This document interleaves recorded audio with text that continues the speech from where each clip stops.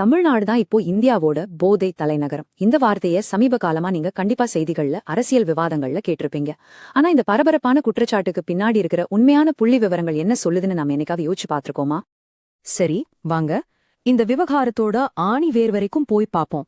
தமிழ்நாடு போதைப் பொருட்களின் தலைநகரம்னு சொல்றாங்களே, இந்த குற்றச்சாட்டுல எந்த அளவுக்கு உண்மை இருக்கு, இல்ல இது வெறும் அரசியல் காரணங்களுக்காக கட்டமைக்கப்பட்ட ஒரு பிம்பமா?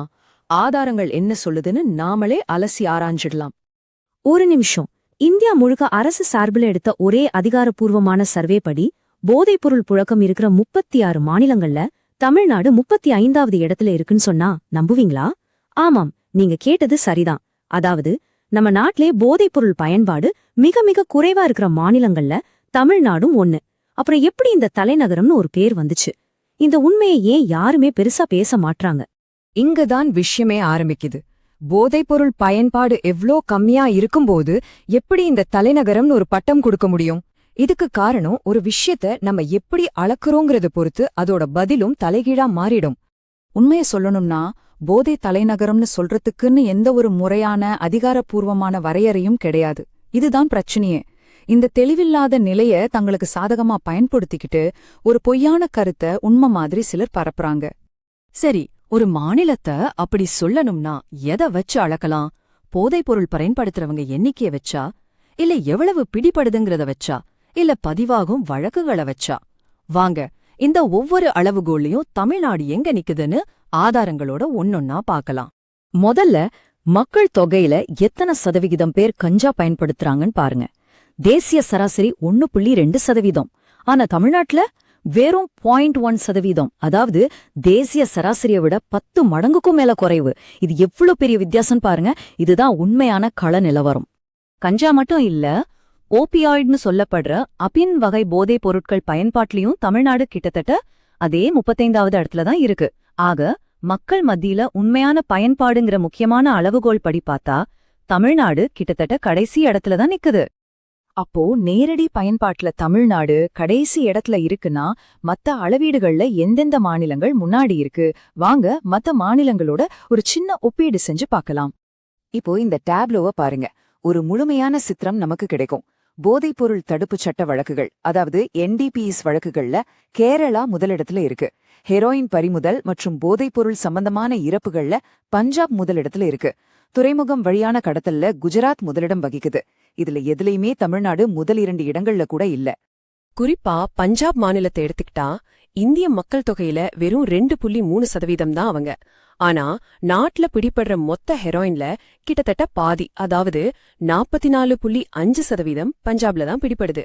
அப்போ பிரச்சனையின் தீவிரம் எங்க அதிகமா இருக்குன்னு நீங்களே யோசிச்சு பாருங்க. இதுவரைக்கும் பார்த்த டேட்டாவை வச்சு போதை தலைநகரம்ங்கிற பட்டம் தமிழ்நாட்டுக்கு நிச்சயம் பொருந்தாதுன்னு தெளிவா தெரியுது. ஆனா அதனால தமிழ்நாட்டுல பிரச்சனையே இல்லைன்னு நாம ஒதுங்கிட முடியாது. இங்க சில உண்மையான வளர்ந்து வர ஆபத்துகள் இருக்கு. அந்த உண்மையான பிரச்சனைகளை தான் சிலர் தங்களோட அரசியல் லாபத்துக்காக திரிக்கிறாங்க. தமிழ்நாட்டுல நாம தீவிரமா கவனிக்க வேண்டிய 3 உண்மையான பிரச்சனைகள் இருக்கு. 1, வலி நிவாரணிகள் மாதிரியான மருந்து மாத்திரைகளை சட்டவிரோதமா போதைக்காக பயன்படுத்துறது கட்டுக்கடங்காம அதிகரிச்சிருக்கு. 2வது, தமிழ்நாடு ஒரு சர்வதேச போதைப்பொருள் கடத்தல் பாதையா பயன்படுத்தப்படுது. 3வது, இளைஞர்கள், குறிப்பா பள்ளி மாணவர்கள் கிட்ட போதைப்பழக்கம் அதிகமாயிட்டு வர்றது. இந்த நம்பரை பாருங்க, +255%. இது என்னோட வளர்ச்சி தெரியுமா? ட்ரமடால், நைட்ராசபாம் மாதிரியான மாத்திரைகளை போதைக்காக பயன்படுத்துறது. வெறும் 2 வருஷத்துல பறிமுதல் செய்யப்பட்ட இந்த மாத்திரைகளோட எண்ணிக்கை கிட்டத்தட்ட 3 மடங்குக்கு மேல அதிகரிச்சிருக்கு. இது ரொம்பவே கவலைக்குரிய விஷயம். அதே மாதிரி தமிழ்நாட்டோட நீண்ட கடற்கரை ஒரு பெரிய சர்வதேச கடத்தல் சங்கிலியோட ஒரு முக்கிய கண்ணியா மாறிட்டு வருது. மியான்மர்ல இருந்து மெத்தம்பிட்டமைன் மாதிரியான கொடிய போதைப் பொருட்கள் தமிழ்நாடு வழியா இலங்கைக்கும் அங்கிருந்து ஆஸ்திரேலியா வரைக்கும் கடத்தப்படுது. இந்த சூழல்ல தான் தமிழ்நாட்டுல கடந்த 3 வருஷத்துல 1 கிராம் போதைப் பொருள் கூட பிடிக்கப்படல அப்படின்னு ஆளுநர் மாதிரியான உயர் பதவிகள்ல இருக்கிறவங்க சில கருத்துக்களை சொல்றாங்க.